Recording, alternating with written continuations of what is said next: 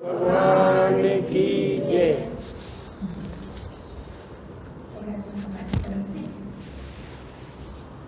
अम्बे अम्बे बोलो जगदम्बे अम्बे बोलो, अम्बे अम्बे बोलो जगदम्बे अम्बे बोलो। अम्बे अम्बे बोलो जगदम्बे अम्बे बोलो, अम्बे अम्बे बोलो जगदम्बे अम्बे बोलो। अम्बे अम्बे बोलो जगदम्बे अम्बे बोलो, अम्बे अम्बे बोलो जगदम्बे अम्बे बोलो, अम्बे अम्बे बोलो जगदम्बे अम्बे बोलो, अम्बे अम्बे बोलो जगदम्बे अम्बे बोलो, अम्बे अम्बे बोलो जगदम्बे अम्बे बोलो, अम्बे अम्बे बोलो जगदम्बे अम्बे बोलो। सच्चिदानंद भगवान की जय, सद्गुरुदेव भगवान की जय। कुछ प्रश्न है। कहा गया कि मैं कर्ता कैसे हूँ और अकर्ता कैसे हूँ, और अकर्ता होने का क्या लाभ है, अकर्ता कैसे हुआ जाए, और इसी के पीछे लगा हुआ है कर्म क्या है, अकर्म क्या है, विकर्म क्या है। कुछ कर्म के बारे में प्रश्न उठाए हैं आज, और इसी के बारे में हम आगे बताएंगे। एक और प्रश्न है, चेतन चेतनता, किस तरह से हम चेतनता में सब कुछ करते रहते हैं, हम काफ़ी कुछ समझने भी लगे हैं, लेकिन इस संसार का क्या होगा जो बिल्कुल नहीं समझते। ऐसा कहा गया। ठीक है, सुनाते हैं। एक बार फिर से बोलिए, सच्चिदानंद भगवान की जय, सद्गुरुदेव भगवान की जय। देखिए, यहाँ पे सारा कुछ कर्मों को लेकर ही है।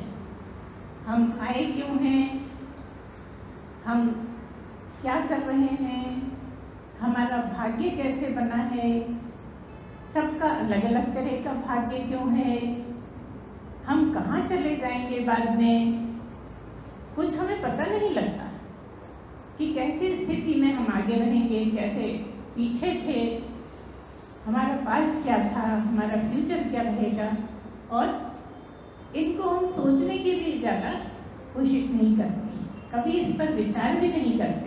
ये कैसे साबित होता है, क्योंकि हम कुछ भी करते रहते हैं, कभी भी हम सचेत नहीं है अपने जीवन में, अपने कर्मों को लेकर सचेत बिल्कुल नहीं है।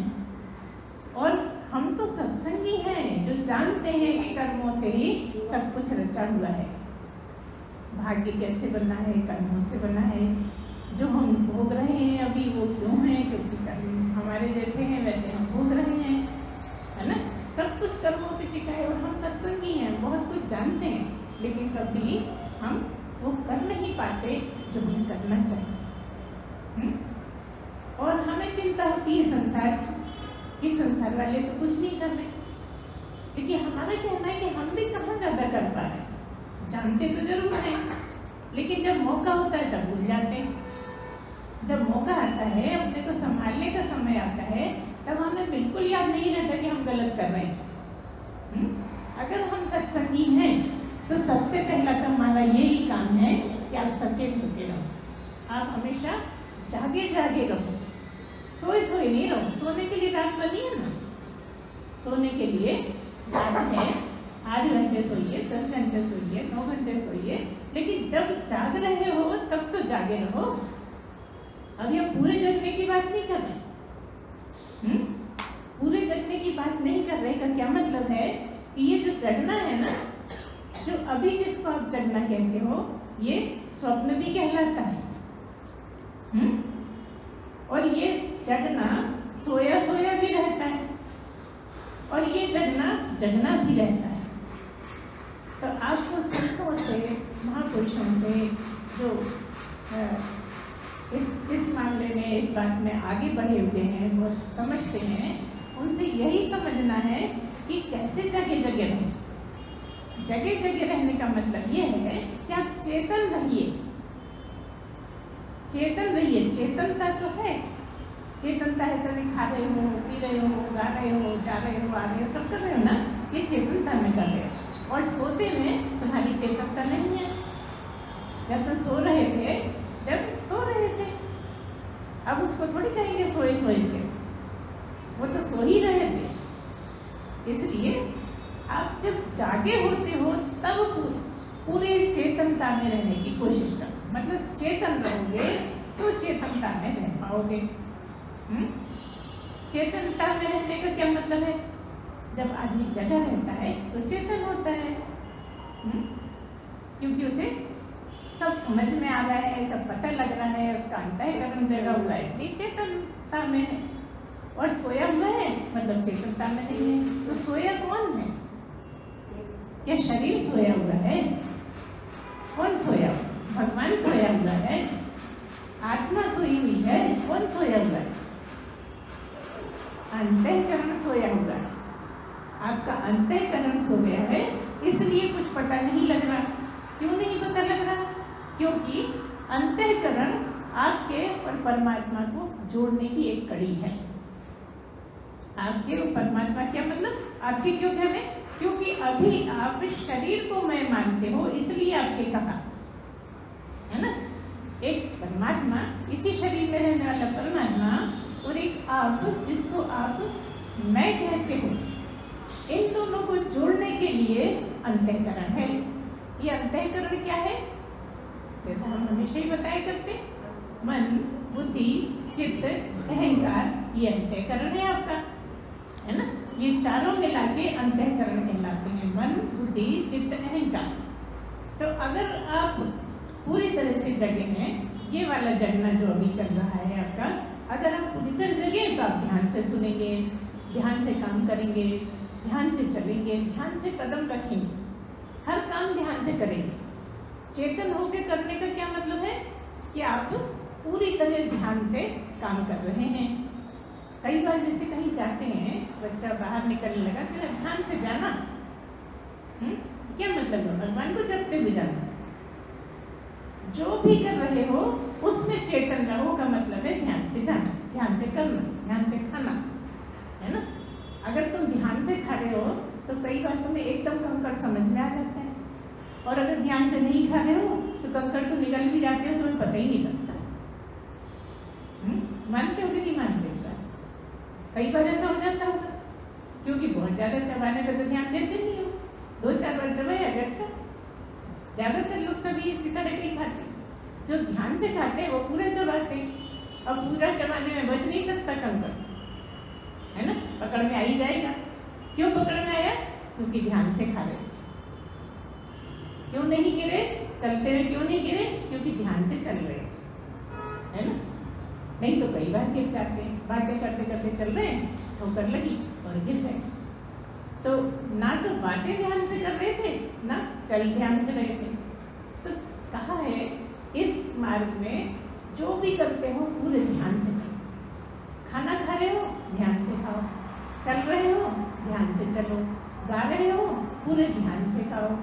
इस तरह से नहीं कि आधे जगह आधे सोए, आधे जगह आधे सोए, तो कोई भी काम सही नहीं होगा। आप इतने अच्छे अच्छे भजन गाते हो, लेकिन गाते सोए सोए से। अब आप कहोगे नहीं, हम तो इतने उत्साहित होकर गाते हैं, गुरु माता जी बोल देती है। नहीं, हम इसलिए बोलते हैं क्योंकि हम इस पर ध्यान देते हैं। पूरा उस टाइम पे आपकी तरफ ही ध्यान होता है हमारा, कि कौन कैसे गा रहा है, कौन कहाँ गायब है, कौन किधर है। गा तो रहे हैं, पढ़ रहे हैं, लिखा है, पढ़ रहे हैं, लेकिन पूरी तरह से चौकन्ने नहीं होते। तो आप देखिए, जो पूरी तरह से चौकन्ने होते हैं वो बड़ा अच्छा गाते हैं, वो भगवान से मिल जाते हैं उस समय। जब भजन गाते हैं तो उसमें डूब के गाते हैं। कई लोग इसलिए गाते हैं कि हम बहुत अच्छा गाते हैं, हमारा सुनो, उससे काम नहीं चलेगा। ये सत्संग है, यहाँ अच्छा बुरा का कंपटीशन बिल्कुल नहीं। अच्छा कौन गाता है? जो भगवान के साथ एक होकर गाता है वो अच्छा गाता है। यहाँ के अच्छे गाने की बड़ी भाषा क्या है? जब भजन गा रहे हो मतलब भगवान के लिए गा रहे हो, और भगवान के लिए गा रहे हो तो भगवान के साथ एक होने की कोशिश करो। तो कब होगा? जब तुम पहले से भजन को देख लोगे और फिर यहाँ पर गाओगे। अभी ना तो भगवान के साथ एक हो रहे हो, ना भजन आरती करो। और करना क्या है, तुम भजन और भगवान तीनों एक हो जाए, फिर देखो कितना मजा आएगा गाने, एक अलग ही आनंद आएगा। तो इसकी प्रैक्टिस सबसे पहले तुम घर में आरती करना शुरू करो, है ना। जो भी आप आरती करते हो वो करो, गुरु की आरती करो, क्योंकि इस फील्ड में गुरु का बहुत महत्व है। जो भी शिष्य है सबको गुरु की आरती करना चाहिए, है ना। जिसके पास नहीं हो वो ले लेना, और छोटी सी है, टाइम भी नहीं लगता, बहुत छोटी सी है। आरती करने से भी आपकी श्रद्धा और ज़्यादा बढ़ेगी। तो जो करते हैं वो तो बड़े भाग्यशाली हैं। कुछ घर हैं हम जानते हैं जहाँ रोज आरती होती है, हर दिन आरती होती है, और कुछ है जो कभी कर ली तो कर ली, नहीं तो कुछ हो ही नहीं रहा, हमारे घर क्या आरती करना। अच्छा, कभी तुमने ऐसा सोचा कि आज खाना नहीं खाते, छोड़, नहीं भैया उपवास है, ये ले आओ वो ले आओ, ये बना लो वो बना लो, है तो उपवास, लेकिन तब भी कुछ कुछ होना चाहिए। और यहाँ हर वक्त जो तुम्हें चला रहा है, जो तुम्हारा ध्यान रख रहा है, जो तुम्हारे लिए पल पल तुम्हारी सेवा में लगा है, उसी के लिए तुम 5-10 मिनट नहीं निकाल सकते। निकालना चाहिए कि नहीं निकालना, तुम ही बताओ, हम थोपेंगे नहीं तुम्हारे से। इतनी बात सुन के तुम्हें क्या लगता है कि समय निकालना चाहिए कि नहीं उसके लिए? तो जब भी शाम का आपने मान लीजिए बना लिया टाइम 6:30 बजे का, 7 बजे का, 7:15 बजे का, तो जो घर में मेंबर है सब इकट्ठे हो जाओ और खूब उत्साहित हो गए अपने चिल्ला चिल्ला के गाओ। वैसा वाला चिल्लाना नहीं, समझ गए होगे ना। देखो खुले गले से गाओ, खूब आराम से गाओ सब, तब मजा आएगा। जब आरती खूब खुले गले से गाने लगोगे ना, तब फिर भजन गाने का भी मन होने लगेगा। जो कभी नहीं गाते वो भी गाने लगेंगे, क्योंकि जब आरती के साथ एक होंगे तो तुम्हें मजा ही अलग आएगा। इस तरह से आपको हर दिन थोड़ा बहुत करने की आदत डालनी है। तो हम अपने सब्जेक्ट क्या गए थे कि अंतःकरण की बात चल रही थी, क्योंकि आपका अंतःकरण जग रहा है, इसलिए तुम जग रहे हो। जब सोने जाते हो तो तुम्हारा अंतःकरण मतलब मन सो जाता है, बुद्धि सो जाती है, और अहंकार सो जाता है, आपकी मैं भी सो जाती है। अहंकार मतलब मैं भी सो जाती है। जिस दिन भर जो मैं करते रहते हो वो सो जाती है। अब जब सो जाती है तो आपका भगवान से कनेक्शन टूट जाता है, आपका वो टूट जाता है, तो हम तो सोए मरे ही मिलते। कैसे टूटा? आपको पता कुछ नहीं लग रहा है ना, आप क्या हैं, आप कैसे हैं, आप किस स्थिति में, कुछ नहीं पता लग रहा सोते में, है ना। हर दिन कोई 6 घंटे, कोई 8 घंटे सोता है, और 6-8 घंटे परमात्मा के साथ ही रहता है, क्योंकि वो स्वयं ही वही है।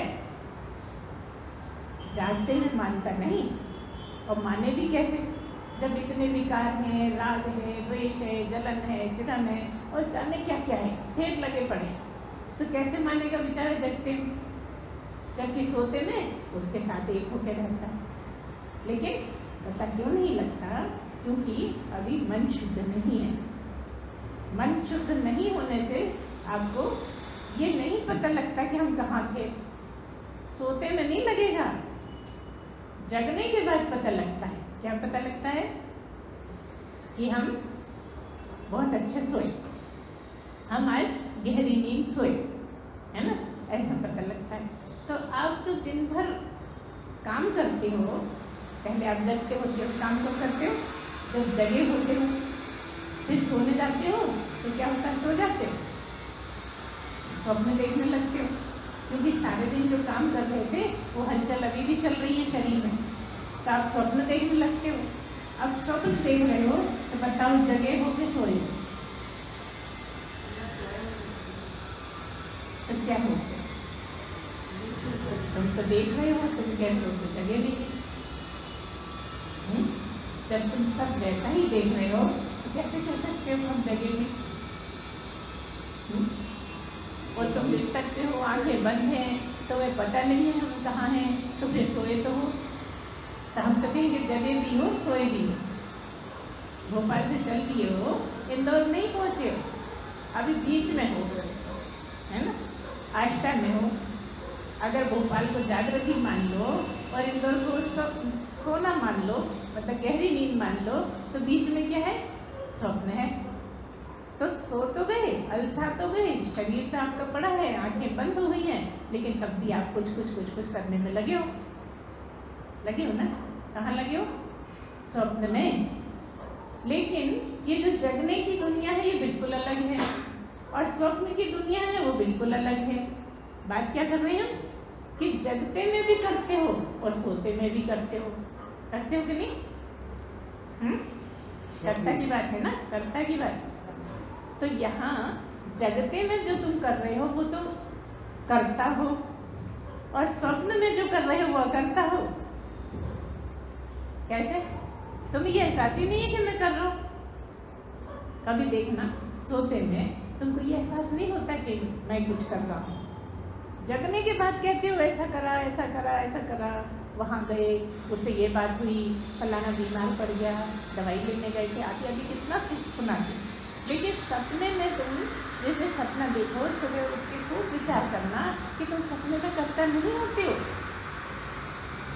सपना बनाया ही इसलिए है कि तुम ये जानो कि जैसे तुम सपने में करता नहीं है, ऐसे जगते में भी करता मत रहो। कर्ता का मतलब समझ रहे हो? कर्ता का मतलब मैं करता हूँ, मैंने किया, मैं नहीं करूँ तो कुछ नहीं होगा, है ना? अहंकार के साथ जो करना है वो करता है, और अगर करने का अहंकार हट जाए तो आप अकर्ता ही हो। हटता नहीं, करने का अहंकार बिल्कुल हटता नहीं है। बहुत नीचे की सीढ़ी है।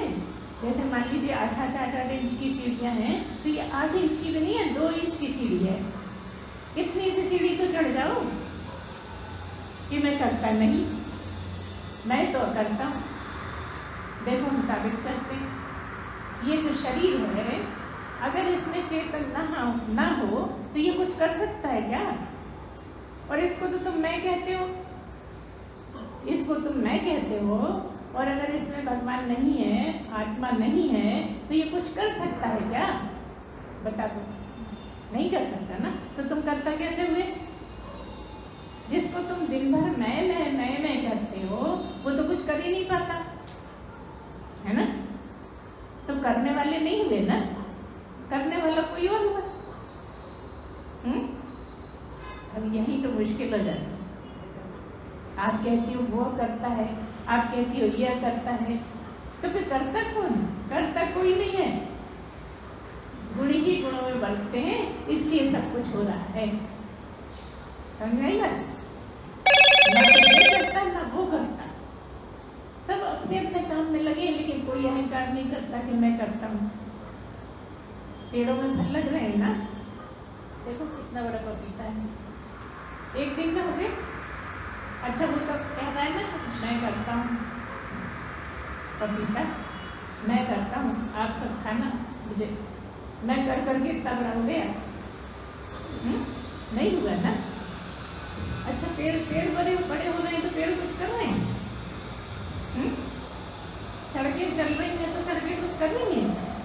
बताओ, पक्षी उड़ रहे हैं, पक्षी कभी सोचता हुआ तो मैं कर रहा हूँ? हमें क्या पता सोचता नहीं हो तो? बताओ, अब कर्ता के अहंकार में होता तो वो उड़ता ही नहीं। एक मनुष्य को छोड़ के बाकी कर्ता के अहंकार में नहीं होते। मनुष्य ही है जो कर्तापन से दबा था, और तब भी कहता है मैं करता हूँ। कैसे दबा जा रहे? क्योंकि कर्तापन के कारण ही कर्म बनते हैं, और कर्म बनने के कारण ही तुम परेशान हो रहे हो। कर्म है इसलिए भोगना पड़ता है, और अगर कर्म ना हो तो भोगने को कुछ नहीं है। जिस जन्म में आपके कर्म खत्म हो जाए उस जन्म में आपका क्या होगा? मोक्ष प्राप्त हो जाएगा, आप तर जाएंगे, आप पार लग जाएंगे। ये कर्म जो है वो तो आपने इस जन्म में बहुत सारे काटे, लेकिन गलती क्या करी कि बहुत सारे बना भी लिए। अगर तुम ये जान लो कि मैं अकर्ता हूँ तो करते हुए कुछ भी कर्म नहीं बनेंगे, ये लाभ है। कर्ता का मतलब ये है, करने का अगर अहंकार है तो करता है, और करने का अहंकार नहीं है तो अकर्ता है। सब करते हुए जिसको करने का अहंकार नहीं है, वो अकर्ता है, मतलब सब कुछ करते हुए कुछ नहीं करता। जैसे परमात्मा सब कुछ कर रहा है मगर तुमसे आके कहता है कि मैंने इतना किया तेरे लिए। तुम तो जब से कहते हो अरे मैंने तुझे पाला है, 20 साल तक तेरे साथ मेहनत करी है, मैंने तुझे पढ़ाया है, अब तू मुझे पाल, बुढ़ापे में मुझे पाल। खूब लड़ते हैं भाई, इन बातों में बहुत लड़ते हैं लोग, क्योंकि मैंने तुझे पाला है, मैंने यही आस लगा के पाला था कि कल तू मुझे पालेगा बुढ़ापे में, इसीलिए तो करता हो। यहीं से शुरुआत है। हर एक से बदले की जो भावना है ना, वही तुम्हें कर्तापन में डाल देती है।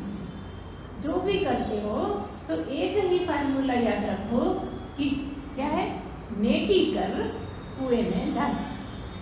इसको हर वक्त याद रखो। जब भी करने का भाव आए तो बस यही समझो कि जो भी किया कुछ नहीं किया।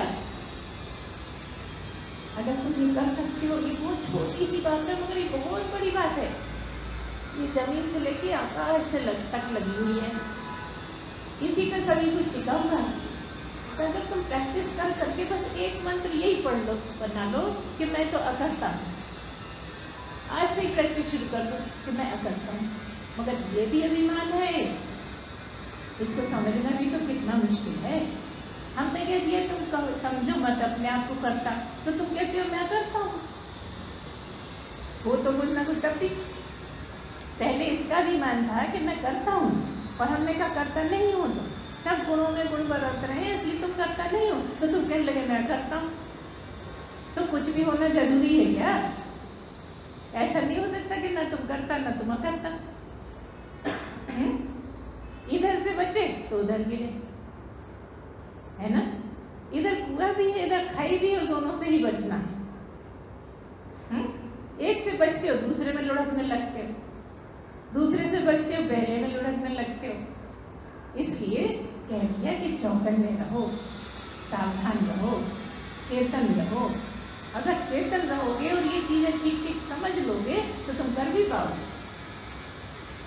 है कठिन काम, लेकिन करने पे आ जाओ तो बड़ा आसान है। ऐसा नहीं कि समझ में नहीं आता, सबको समझ में आता है। कोई भी यहाँ बुद्धू नहीं है ना? सबको सब कुछ समझ में आता है, लेकिन जब करने की बात आती है तब ये लगता है कि उसने तो सुना दिया, मैंने सुना ही नहीं। जो उसमें बैठा है वो तो मैं तो नहीं बैठा ना, कि एक ही बैठा है दोनों। जो उसमें बैठा है वो इधर बैठा है कि नहीं बैठा? नहीं, इधर गुरु माँ बैठी है, उधर हम बैठे। जब एक ही बैठा है और उसी की चर्चा करते हैं और सब जगह वही है, तो क्या तुम करते हो और क्या कोई करता? इन बातों को हर कभी मनन चिंतन करो। जब करोगे, बार बार याद करोगे तो अपने को संभाल पाओगे। इसलिए ये मानो कि मैं अकर्ता हूँ, मैं करने वाला कुछ नहीं हूँ, सब हो रहा है उसी की मर्जी से होता है। मैं कितना भी चाह लेता हूँ, हर बात मेरी मर्जी से नहीं होती। तो यहाँ क्या करो, उसकी मर्जी में अपनी मर्जी मिला दो। हम अकर्ता होने की बात कर रहे हैं। यहाँ पर एक तरीका ये भी है कि उसकी मर्जी में अपनी मर्जी मिला। हमें उसके कैसे पता लगेगा कि उसकी मर्जी क्या है भला? वो तो हमसे कुछ बात ही नहीं करता। तो जो नहीं हो सकता उसको करने के लिए क्यों पीछे लगे रहते हो?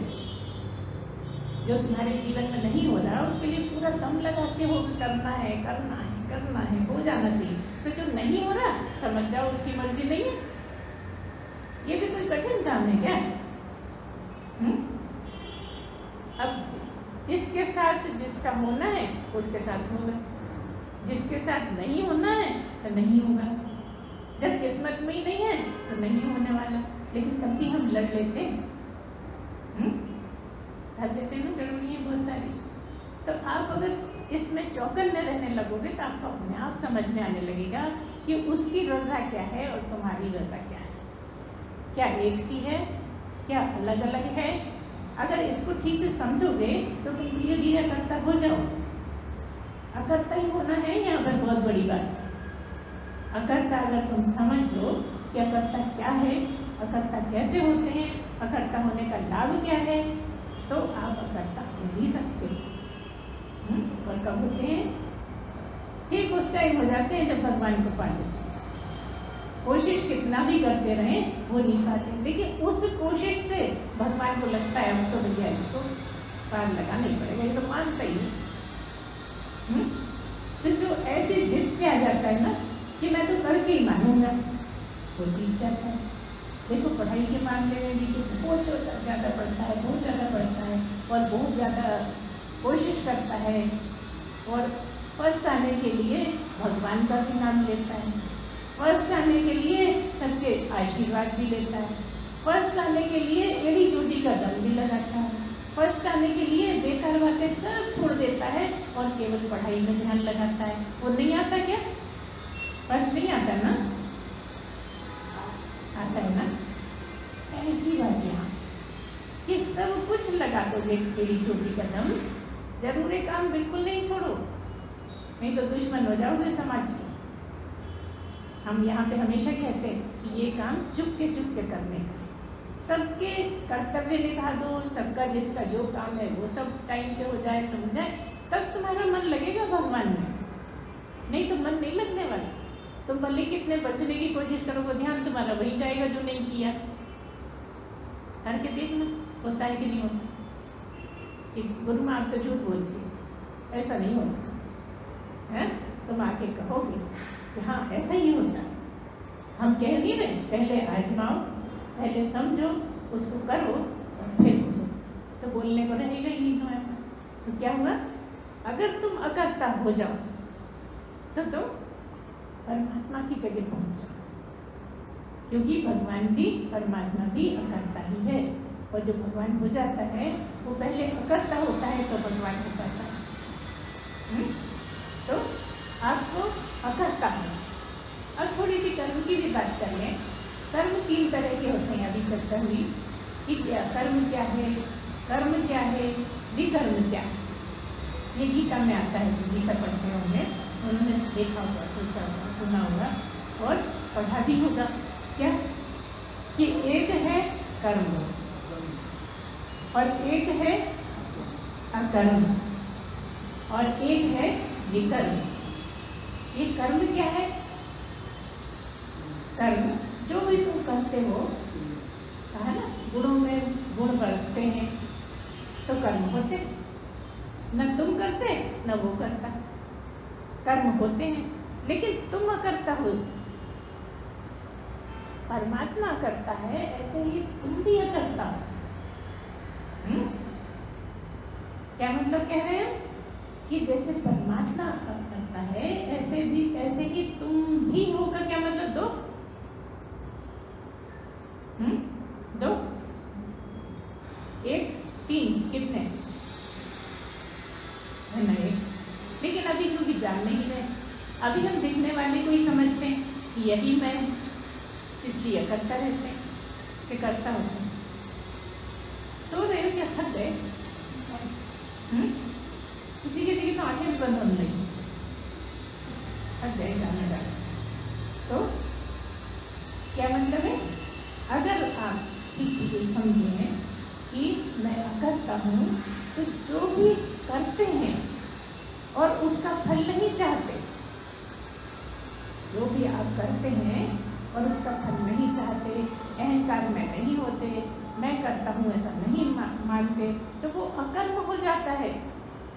हमने पहले ही बताया, अकर्म बोला नहीं लेकिन बताया पहले भी कि जब आप अकर्ता होके करोगे तो अकर्म रहेंगे, कर्म नहीं होंगे। कर्म करते हुए भी कर्म नहीं होंगे, क्योंकि तुम करता हो इसलिए कर्म है और कर्मों का फल मिलता है। तो जब तुम करता हो तो कर्म है, जब तुम अकर्ता हो तो अकर्म है। सीधा सीधा समझने के लिए आसान है कि जब तुम ये मानते हो कि मैं कुछ नहीं करता, सब हो रहा है, तो वो जब सब हो रहा है, कर्म है ही नहीं, तो कर्म बनेंगे कैसे? तो अकर्म हो गए। ठीक है? कर्म कब हुए? जब तुम्हें उसका फल मिलना है, जब तुम्हें उसे भोगना है, जब तुमने कर्तापन के साथ किए तो कर्म हो गए।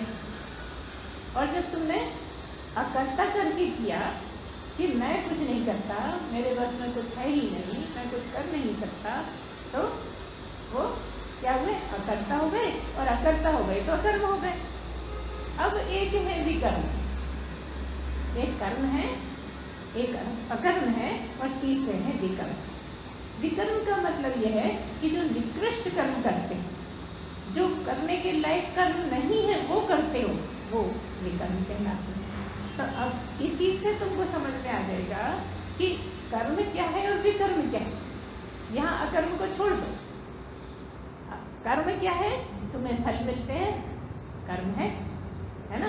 लेकिन जो बहुत नीचे के कर्म है, जो निकृष्ट कर्म है, जो तुम्हें नहीं करना चाहिए इंसान होने के नाते, और तुम वो भी कर लेते हो, तो उसके फल क्या होते होंगे? उनको कहते हैं विकर्म। इसलिए अगर तुम भगवान की पूजा में कुछ भी करते हो तो वो कर्म की श्रेणी में आते हैं। कई बार अच्छे अच्छे काम करते हो, भगवान के लिए करते हो, दया करते हो, दूसरों के लिए कुछ कुछ मदद करते हो, ये सब कर्म में आते हैं। लेकिन तुम करते हो ऐसा नहीं मानो तो तुम करता हो। लेकिन तुम इससे उल्टे कर्म करते हो जो नहीं करना है मनुष्य होते हुए। मनुष्य हो ना कि कुछ और हो ना मनुष्य, तो मनुष्य होते हुए जो तुम्हें नहीं करना चाहिए वो करते हो, तो वो विकर्म। तो तुम देखते रहते दुनिया में बहुत लोग हैं जो विकर्म वाले है ना, और कर्म वाले तो सभी हैं। कर्मों से ही तुम्हारा भाग्य बन रहा है। पिछले जन्म में जो किए, जब कभी मनुष्य बने, अब हम कहते हैं कि पिछले जन्म में जो किए, तो तुम सांप बने, शेर बने, चीता बने, तब किए, उसका कोई मतलब नहीं है। पिछले जन्म से मतलब है जब तुम पिछले जन्म में मनुष्य बने थे। हो सकता है 84 लाख पहले बने, तो जब मनुष्य बने थे, जब जो किया था उसका जो जो तुम्हारे विकर्म थे, उसके बदले तो तुम्हें 84 लाख भोगे। और फिर मनुष्य जन्म में आ गए। मनुष्य जन्म में आ गए तो अब क्यों आ गए? क्योंकि मोक्ष के लिए भेजा गया।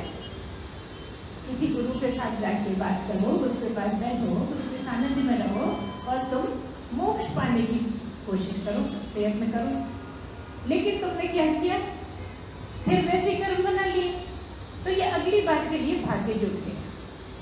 यहाँ मनुष्य बने लेकिन बहुत बुरे कर्म नहीं करें, इसलिए नीचे वाले योनियों में नहीं जाओ। लेकिन जो किए, वो जो तुमने किया उसके अनुसार तुम्हारा भाग्य बना, और उस भाग्य से अगला जन्म तुम्हें उसी के अनुसार चलना है। तो देखो, जैसे महात्मा लोग हैं, जैसे डॉक्टर लोग हैं, जैसे इंजीनियर हैं, जैसे प्राइम मिनिस्टर हैं, राष्ट्रपति हैं, इनको आप ये नहीं कह सकते इन्हें कुछ नहीं किया। इन लोगों ने बहुत तपस्या करी पिछले जन्म। तपस्या का फल फिर से मोक्ष की प्राप्ति के लिए भी है, और तपस्या का फल प्राइम मिनिस्टर बनने का भी है। तपस्या का फल बहुत अमीर हो जाना भी है। तपस्या का फल सारे में शोहरत हो जाना भी है। मतलब फालतू में नहीं है, कुछ किया है तभी हो। और तुम चाहो बैठे बैठे सब हो जाए तो कुछ नहीं होना। पेट भी नहीं पलता बैठे बैठे, इस जन्म का ही नहीं हो पाता है ना। इसलिए करो, एक एक मिनट को काम में लो, एक एक सेकंड को काम लो, क्योंकि जितना तुम्हें जीवन दिया है उसमें करने के ही लिए दिया है।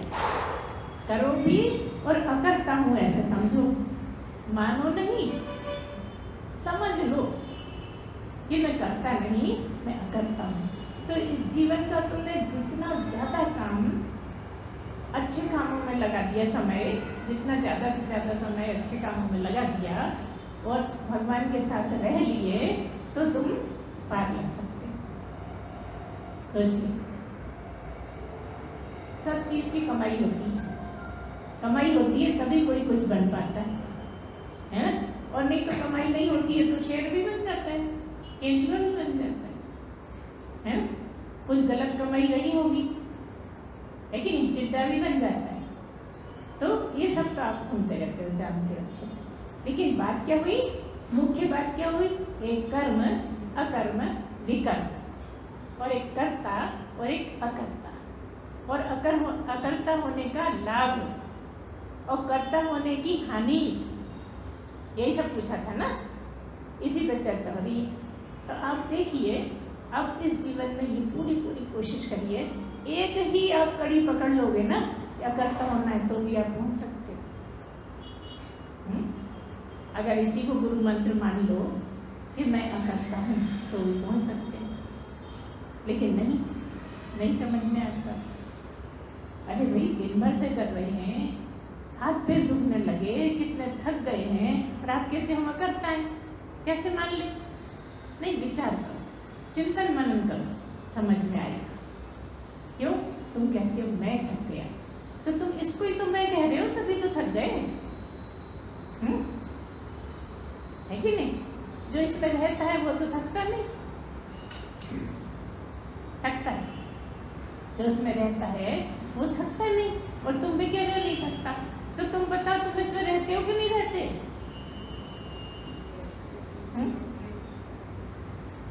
इसमें रहते हो ना, तो फिर किसके रहने की बात कर रहे हैं?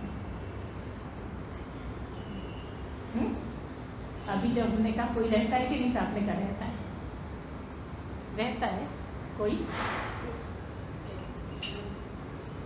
अब हमने तुमको पकड़ लिया तुम्हारा चोर कि तुम रहते हो कि नहीं, बताओ। तुम भी तो रहते हो, कि तुम भी रहते हो कि तुम ही रहते हो?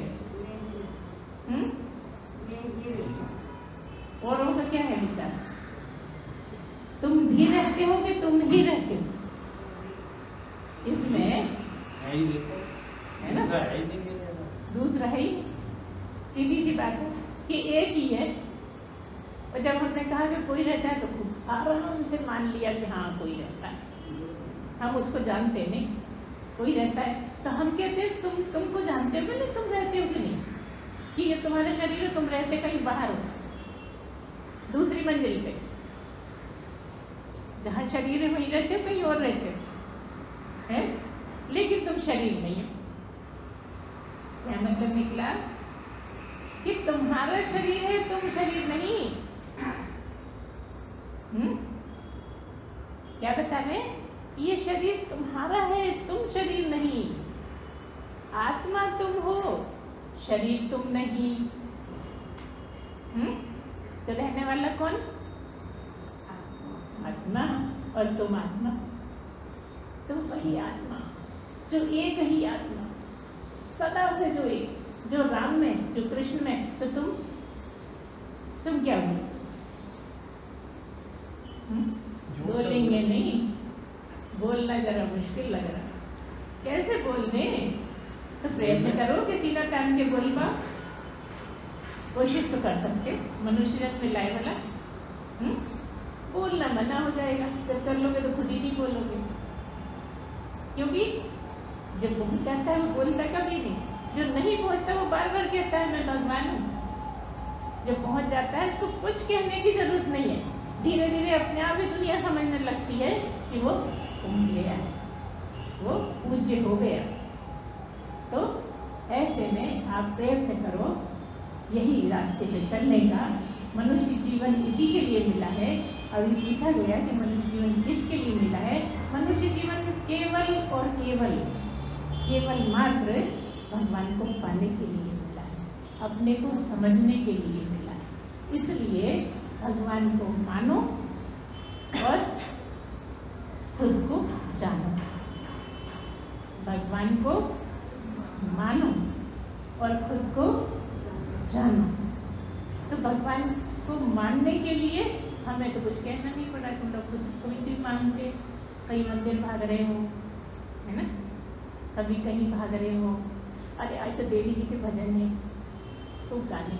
मगर सचमुच में भगवान को मान के गाओगे तो एक अलग आनंद है, और कंपटीशन के लिए गाओगे तो एक, अब क्या बोले, तुम तो खुद ही जानते हो। जब भजनों से आए तो खूब बातें करी, मैंने जो गाए कोई ने नहीं गाए, मैं इतनी होशियार, नंबर 1 पे मैं ही थी। अहंकार वहां से भी लिया, भजन के बहाने भी अहंकार लिया। हम कह रहे हैं उसको कुछ समर्पित कर दो, उससे भी छीन के क्यों ले आते हो? इस तरह से आप चलिए, आप अंत में जानोगे कि मैं ही वो हूँ, एक ओंकार। बस एक आत्मा ही, सब जगह जो आत्मा है, सब जगह जो परमात्मा है, मैं उससे बिल्कुल भी भिन्न नहीं। मैं उसी का रूप हूँ, जिसको मैं बोलता था, वो रूप है। इस तरह से आप प्रयत्न करिए, आगे बढ़िए और सबको आशीर्वाद बोलिए। सच्चिदानंद भगवान की जय, सद्गुरुदेव भगवान की जय। ओम पूर्णमदः पूर्णमिदं पूर्णात् पूर्णस्य पूर्णमादाय पूर्णमेवावशिष्यते। ओम शांति शांति शांति। सच्चिदानंद भगवान की जय, सद्गुरुदेव भगवान की जय।